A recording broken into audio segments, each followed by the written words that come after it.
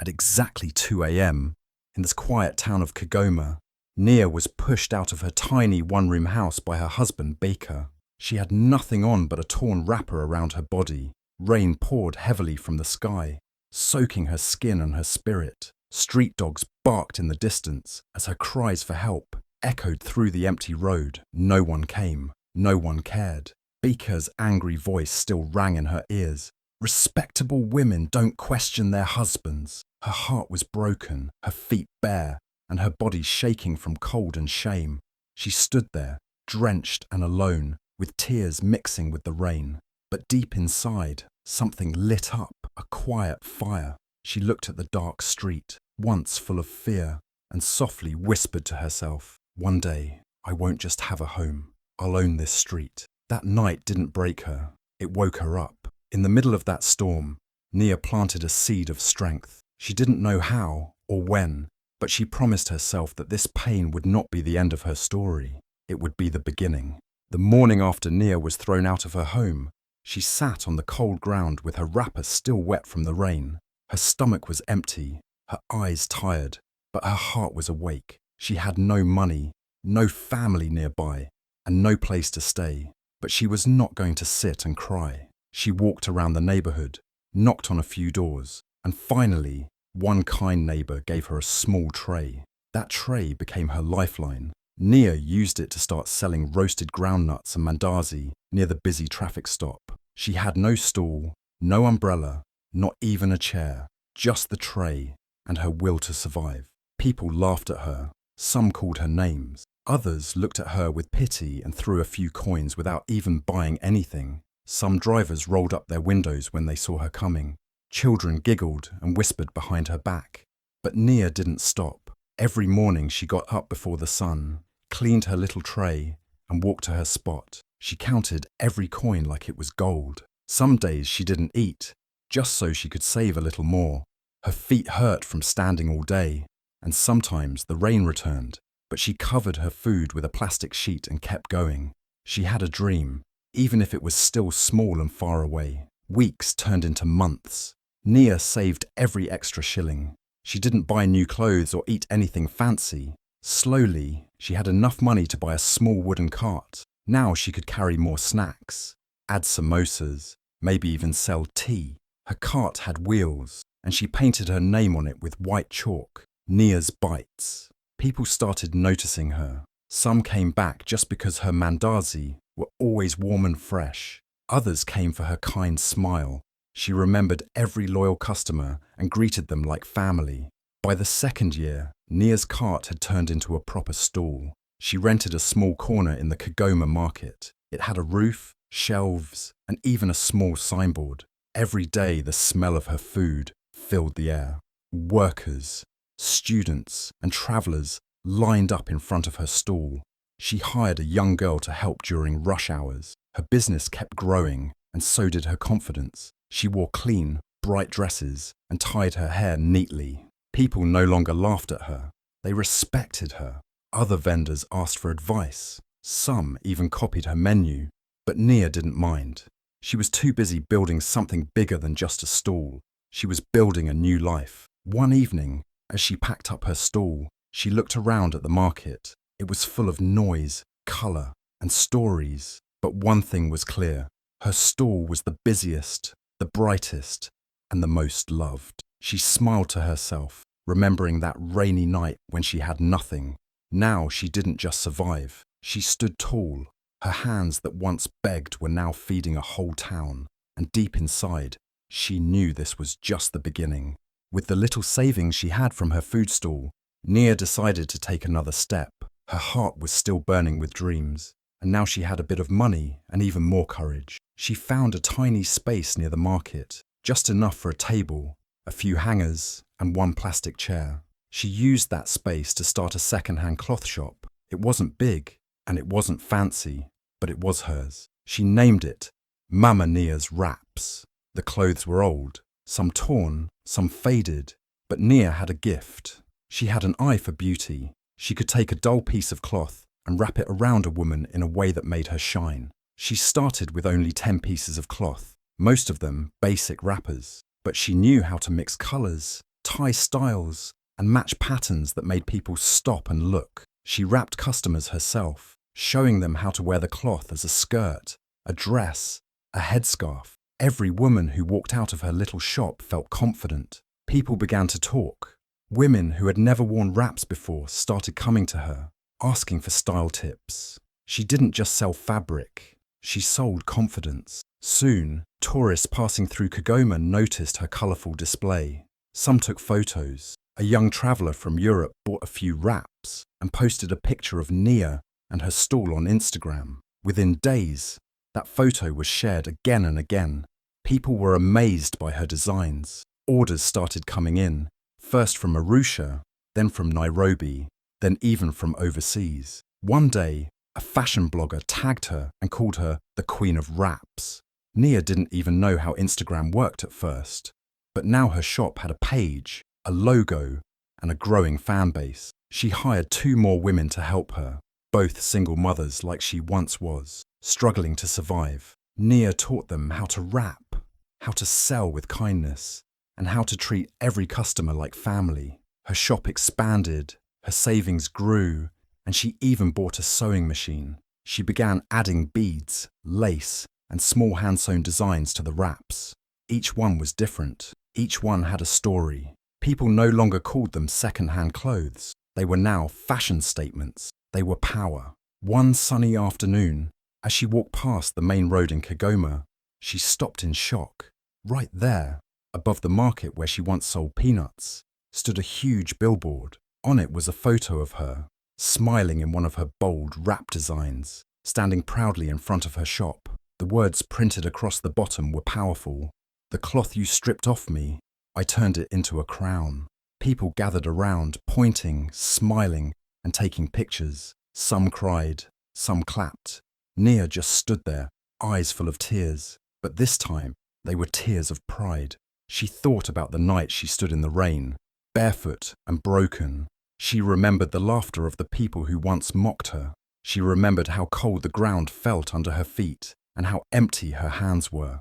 And now, here she was, her name on a billboard, her wraps loved by people all over the world, her shop a safe place for many women to start over. Nia didn't forget where she came from. She often gave free wraps to girls who couldn't afford them. She hosted small workshops to teach young women how to sew and design. She believed in sharing what she had because she knew what it felt like to have nothing. Her journey wasn't just about money or fame. It was about turning pain into purpose, shame into style, and a torn wrapper into a symbol of strength. People no longer saw her as the woman who once begged on the street. They saw her as a leader, a businesswoman, a creator. Mama Nia was no longer just a name. She was a brand, a story, a living proof that no matter how life tries to tear you down, you can rise, rebuild, and wrap yourself in power. 3 years had passed since Nia opened her small cloth shop. In those years, everything changed. Her wraps were not only selling in Kigoma, but also in other cities and even in different countries. She had trained many young women, opened 2 more branches, and her name was now respected in the world of fashion. People called her Mama Nia with pride. She had her own car, her own house, and most importantly, her own peace. But one phone call brought back a memory she had buried deep in her heart. Her business agent called early in the morning with news. "There's an old building going up for auction in town," he said.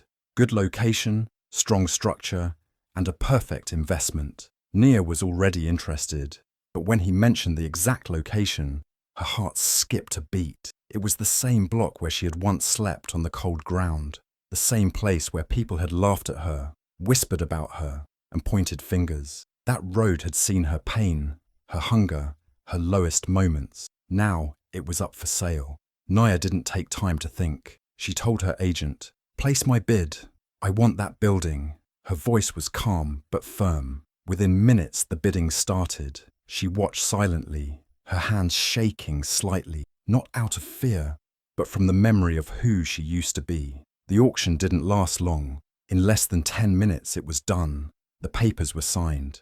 Nia was now the owner of the building where she once cried herself to sleep, cold and forgotten. She drove to the building that afternoon. As she stepped out of her SUV, People on the street turned to look. Some recognized her, others didn't. But Nia remembered every corner, every crack in the sidewalk, every spot where she once sat with her tray, hoping someone would buy just one handful of groundnuts. She walked around slowly, quietly, remembering the rain, the pain, the fear, and the fire she had lit inside herself that night. She stood in front of the building and touched its wall. It felt strong now, just like her. A few elderly women sitting nearby whispered, "Isn't that the same woman who used to sit here in a torn wrapper?" Another replied, "Yes, it's her. Now look at her. She owns it all." Nia didn't need to speak. Her presence said it all. She looked up at the building and smiled.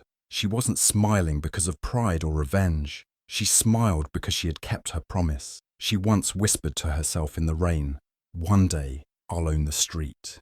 Now she did, not just in a business sense, but in spirit. She turned her pain into power, her past into a platform. Later, when she entered the building, she looked at the empty rooms and broken walls and saw possibility. She decided right there that she would turn it into a community centre for women, where they could learn skills, start businesses, and find safety. No woman in Kigoma would ever feel as alone and helpless as she once did. The building was hers now, but more than that, the street that once crushed her was now part of her story of victory. The people who once called her the mad woman in the wrapper now watched her with wide eyes full of respect and wonder.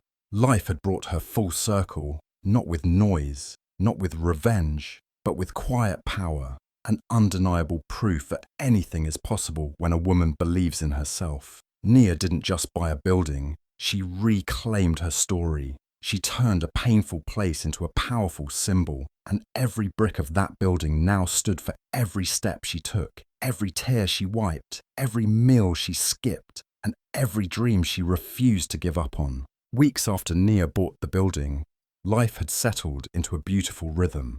The community centre was under renovation, her wrap shops were running smoothly, and she had started mentoring young women from the neighbourhood. Every morning, she arrived at the building to check on the work, greet the workers, and share tea with the women who had come to learn sewing or cooking.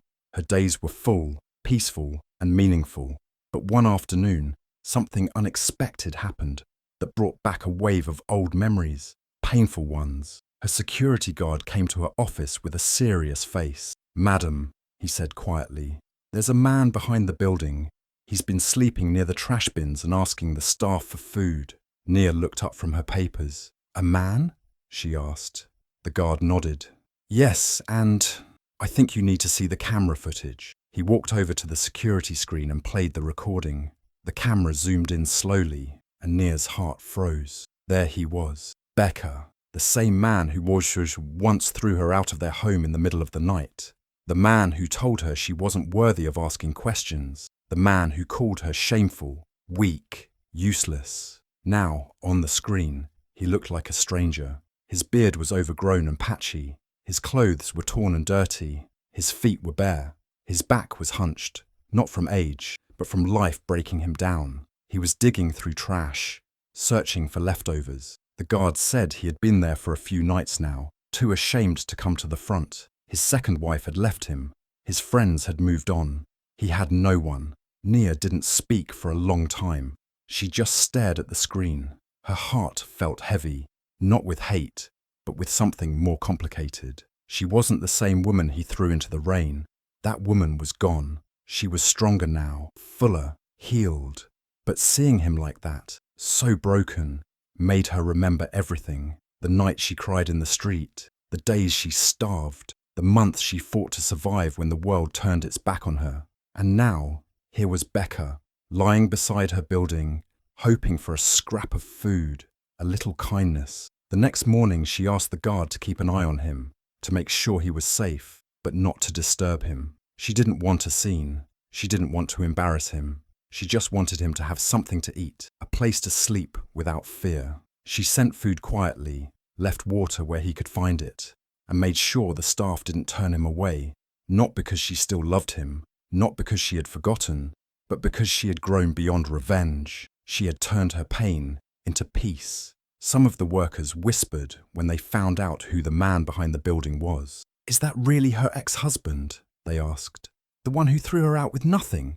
Others shook their heads in disbelief, but Naya didn't answer any of their questions. She didn't need to explain herself. She knew who she was now, and she knew that real power wasn't loud. It didn't scream or shame. Real power was silent. It helped even those who once hurt you. Beaker, once full of pride and harsh words, now sat alone, silent, with no one to turn to. Life had turned in a circle, and though it was painful to see, Nia chose not to celebrate his fall. Instead, she stood taller in her grace. She had built a life out of broken pieces, and now she had nothing to prove. The woman who once begged for kindness was now giving it freely, even to the man who denied it to her. Sometimes, late in the day, Nia would walk past the alley behind her building. She would pause quietly, just for a moment, not to stare, not to gloat, just to remember. She would look at the place she once feared and feel nothing but calm.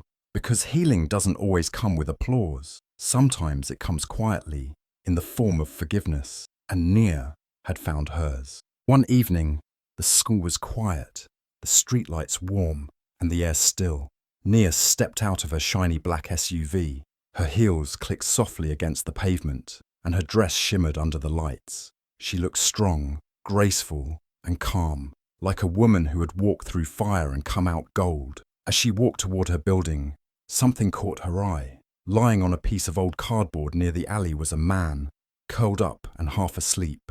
Slowly, he opened his eyes. Their eyes met. It was Becca. For a moment, time froze. He looked up at her with eyes that once burned with pride, but were now filled with shame, regret, and hunger. The man who once shouted, "Respectable women don't question their husbands," was now silent, broken, and forgotten. But Nia didn't cry. She didn't yell. She didn't even stop for long. Instead, she gave a soft smile, the kind that holds strength and peace. Then she turned to her guard and said calmly, "Make sure he eats." And without another word, she walked into the very building Becca once said was never meant for women like her. That night, Nia didn't need revenge. Her success, her kindness, and her grace said everything.